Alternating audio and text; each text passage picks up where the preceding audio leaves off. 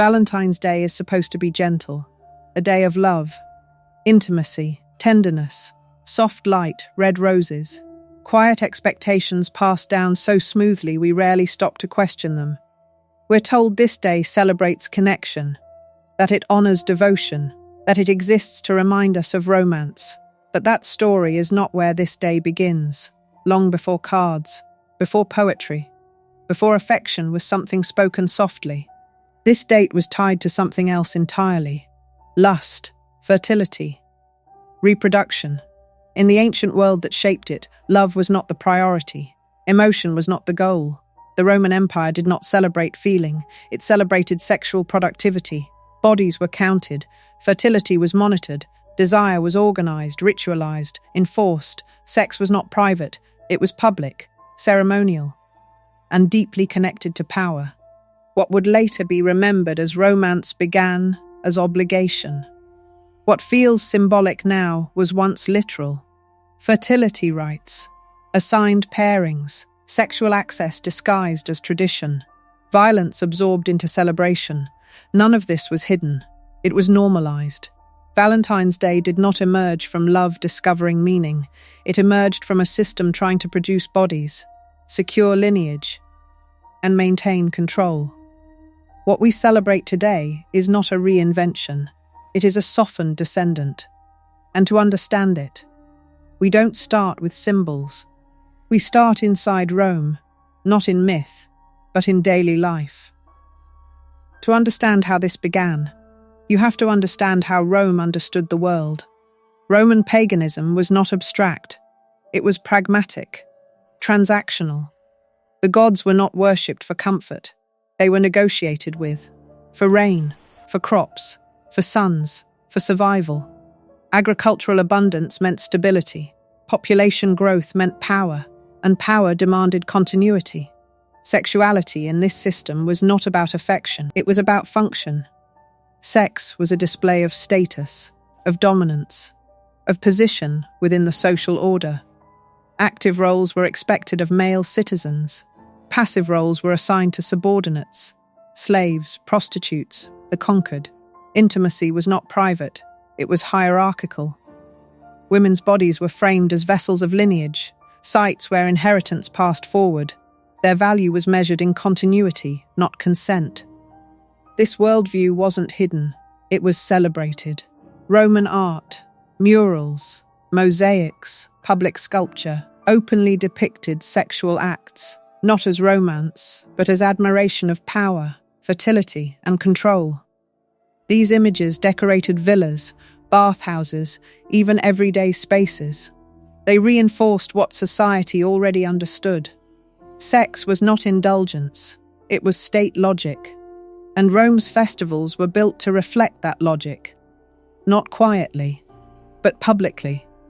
Which is why Rome's earliest stories already encoded it. This logic appears immediately in Rome's own origin story. According to Roman tradition, in the 8th century BC, the newly founded city faced a problem. It had men, land, ambition, but it had no women. Rome's first ruler, Romulus, understood what that meant. Without women, there could be no lineage, no inheritance, no future. So Rome did what it would later justify again and again. It hosted a festival. Neighboring Sabine communities were invited under the promise of celebration. Food, games, ritual. And at the height of the gathering, the women were seized, not in secret, not as crime, but as solution. Under Romulus's authority, the abduction of the Sabine women was framed as necessity, a survival measure for a growing state. Some ancient accounts soften what followed. Others describe prolonged coercion, enforced unions, sexual violence. But what matters is how the story was preserved. This was not remembered as tragedy. It was remembered as foundation, violence absorbed into identity, sexual seizure transformed into destiny.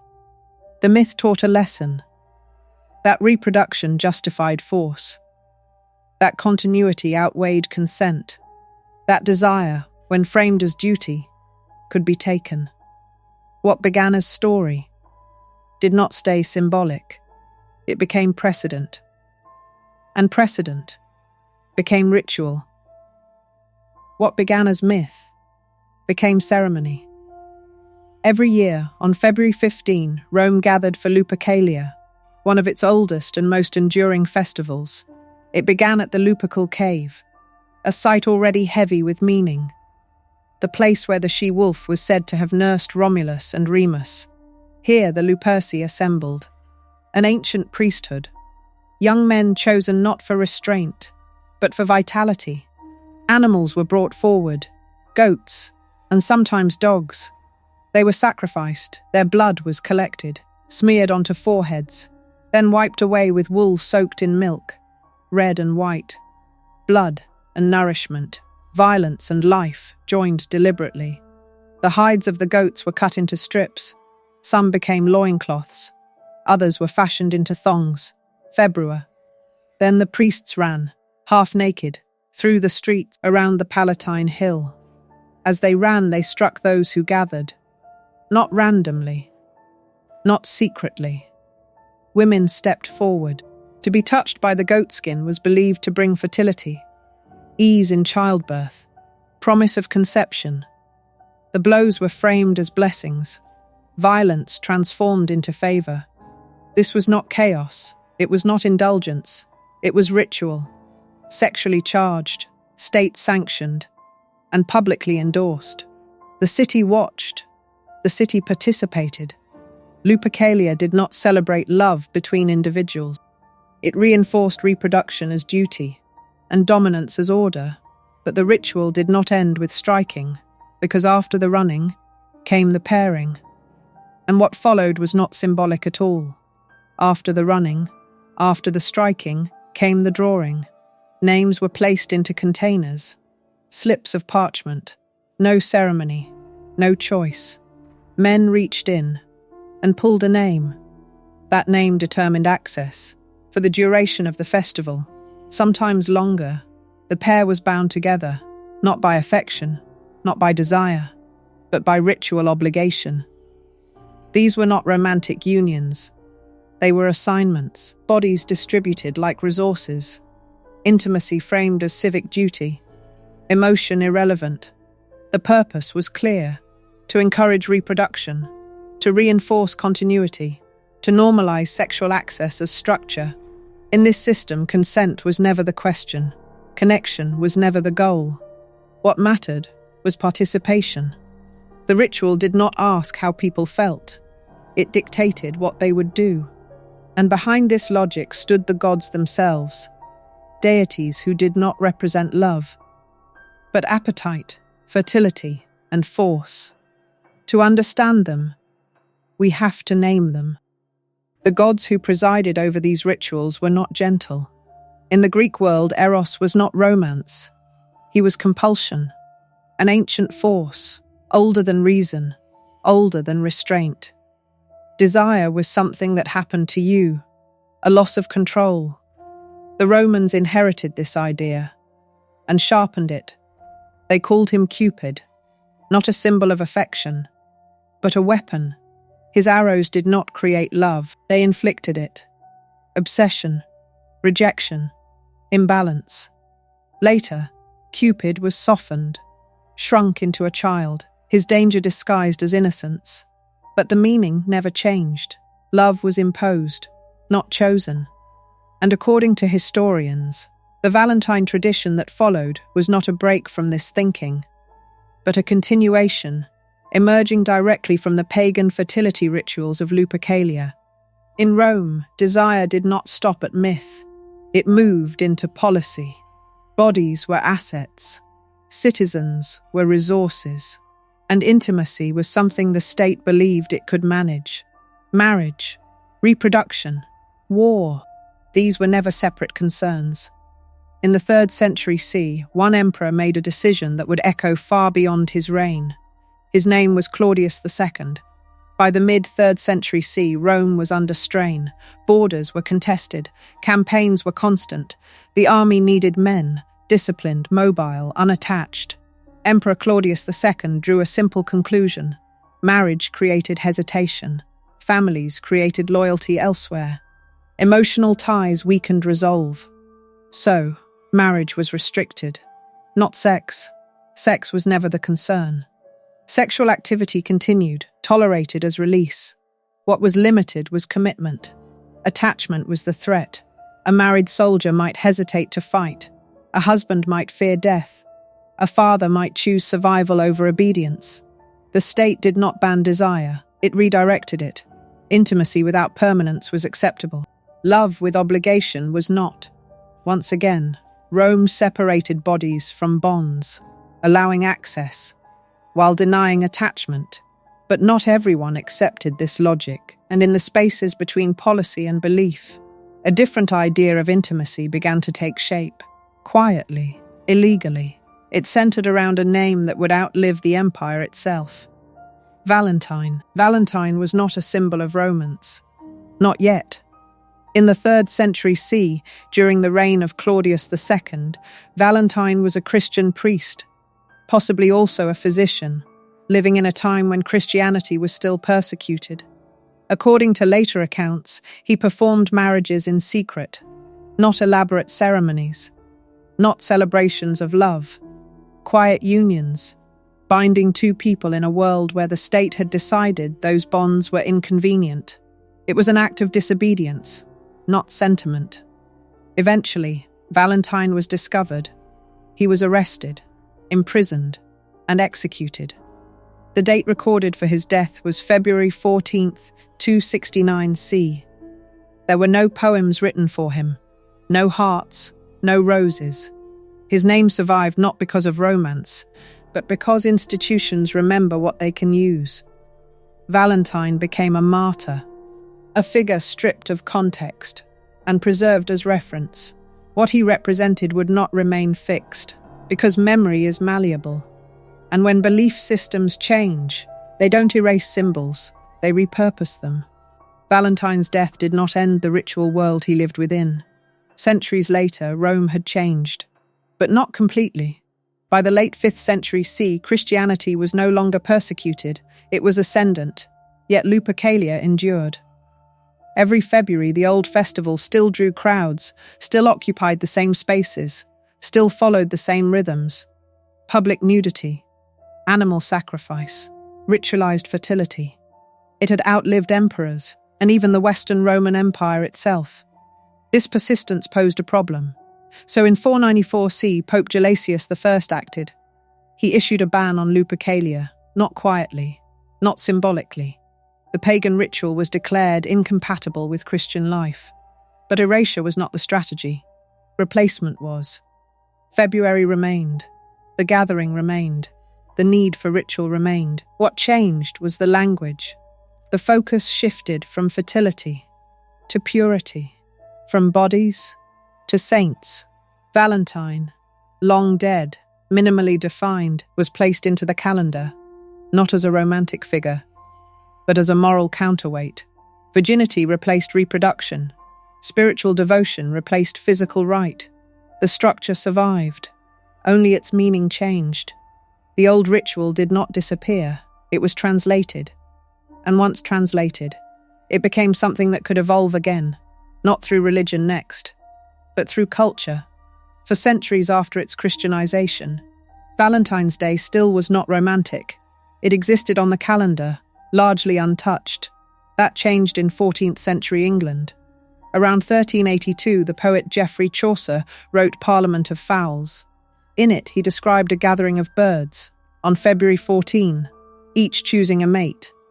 It was a simple image, elegant, symbolic. But it did something new. It linked Saint Valentine's Day to courtship. For the first time, the date was associated not with ritual, not with purity, but with choice, with longing, with affection. Chaucer was not documenting a tradition, he was creating one. Literature reframed the day. Poetry supplied meaning where history had left space. And because people believe what they repeat, the idea took hold. What had once been obligation became sentiment. And once romance entered the calendar, it did not leave. By the late 16th century, the association no longer needed explanation. Romance had settled into the date. William Shakespeare referenced Valentine's Day casually, as emotional shorthand. In Hamlet, in A Midsummer Night's Dream, the name appears without context. The audience already understood. Valentine's Day meant longing. Romance was no longer an idea introduced by poets. It was a cultural reflex. And once embedded in language, it moved easily into behavior, from belief to practice. By the 19th century, romance had acquired weight. It was no longer just spoken, it was consulted. In the Victorian era, Valentine's Day became a moment of prediction. Young women performed rituals. Quietly, earnestly, herbs were placed beneath pillows, bay leaves, hemp seed. Dreams were studied for signs of a future husband. Some walked to graveyards at midnight, believing the boundary between worlds thinned on this night. Others performed symbolic acts, small movements meant to invite destiny closer. Love was not treated as choice. It was treated as fate. Even public gestures followed this logic. Love gloves, embroidered and delivered in crowded rooms, became coded language. A glove worn signaled acceptance. Twirled fingers meant awareness. Set aside meant rejection. Romance was still something that happened to you, not something negotiated. And as belief deepened, objects began to carry meaning. Symbols became portable. Flowers were not chosen at random. The rose arrived through older traditions, Persian symbolism carried into Europe by royalty, then layered onto Roman memory.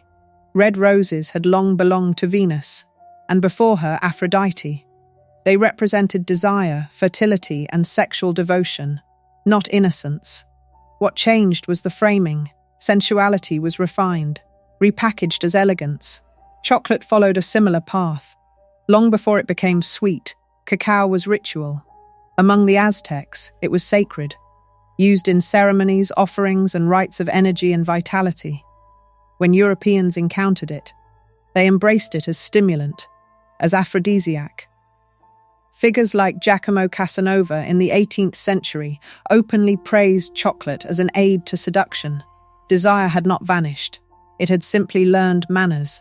What once belonged to gods and rituals now fit neatly into boxes, wrapped and sold. And once symbols could be purchased, they could be multiplied. At first, America resisted. Valentine's Day was seen as English, foreign, unnecessary. But resistance fades when profit appears. By the mid-19th century, sentiment found machinery. In Boston, a pharmacist named Oliver Chase developed a way to mass-produce medicinal lozenges. They were efficient, portable, profitable. He pivoted. Candy replaced medicine. The New England Confectionery Company, Necco, was born. Soon, words were added, messages stamped onto sugar, affection compressed into phrases. Sentiment became standardized. What people once struggled to express was now pre-written. This was not romance disappearing, it was romance being managed. Before Valentine's Day became corporate, it became designed. In the 1840s, Esther Howland, a young woman in Massachusetts, received a British Valentine. It was ornate, imported, expensive, and deeply underwhelming. She believed she could do better. Using materials ordered from Europe, lace, embossed paper, silk, ribbon, she began crafting her own cards by hand. The New England Valentine Company was born. Her designs spread rapidly. What she created was more than a product. The structure of the modern Valentine card, still recognizable today, comes directly from her work. By the early 20th century, the infrastructure was ready. Two brothers, Joyce and Raleigh Hall, entered the greeting card business. They did not invent Valentine's Day. They refined it. By 1928, the company became Hallmark. Romance was no longer seasonal improvisation. It was scheduled, advertised. By 2025, Americans were spending nearly $27.5 billion on Valentine's Day each year. Over 145 million cards exchanged annually. The ritual no longer required memory, only participation. Once a tradition reaches this stage, it no longer asks why, it simply repeats. And repetition is powerful, because what repeats long enough stops being questioned. Nothing was erased. Not the fertility, not the appetite, not the power. It was softened, renamed, wrapped in language that felt safer. What began as ritualized sexuality became morality, then romance, then product. The violence faded from view, but the structure remained. Every February we repeat it, not because the truth is hidden, but because it no longer needs to be. If this changed how you see Valentine's Day, share your thoughts in the comments. Subscribe for more untold stories.